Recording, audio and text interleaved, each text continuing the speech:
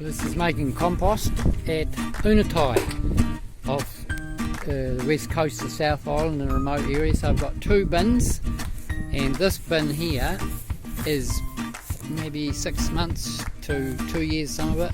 It's grass, rotted scraps, old fish waste, a wee bit of manure, not much, a bit of soil, not much, and it's probably down further pretty good.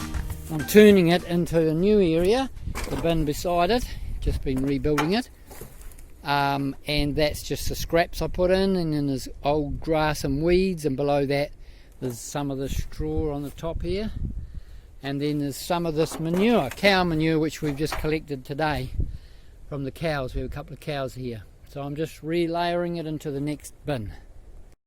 Just put some wood ash from the fire, driftwood from the log burner, woolly ash, and I've sprinkled that over the scraps and waste from our kitchen, and the manure, layers of straw and grass for extra nutriments like potash and so on. Very good.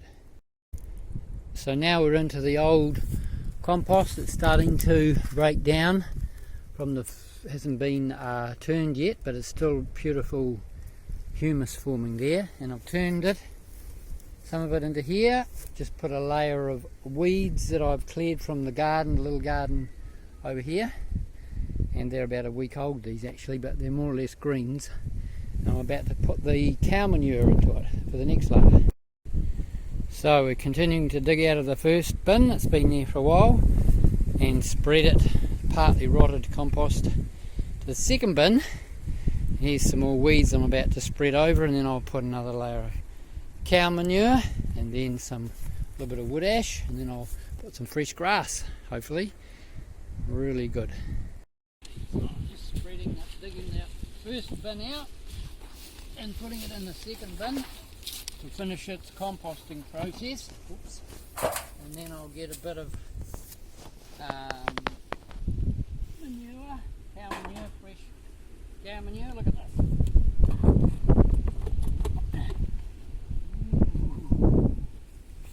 And that's got teeming with microorganisms because the cows ruminate all the grass with their, they're the best microorganism manufacturer that there is.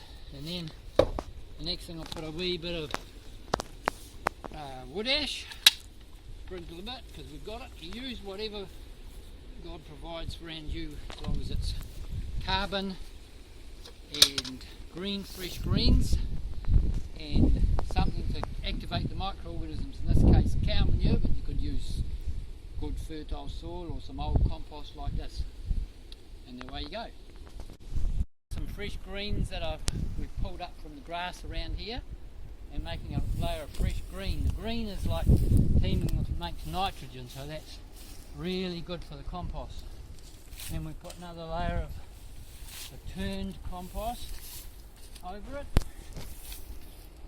See, by now we're nearly the bottom of the first heap, and it's already broken down a lot. It's a wee bit dry because I've had it covered, because it rains a lot here, but it's about halfway towards good compost.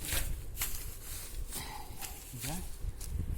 I'll put some manure and some wood ash.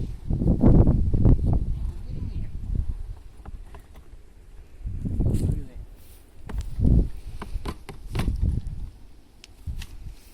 So that'll get it. It's like an activator. It'll go like crazy. Okay. Well, that's finished. I've turned the first heap, first bin. It's all gone now, see? And it's been turned over, upside down into here, and rejuvenated with fresh manure, grass, and a bit of wood ash, weeds.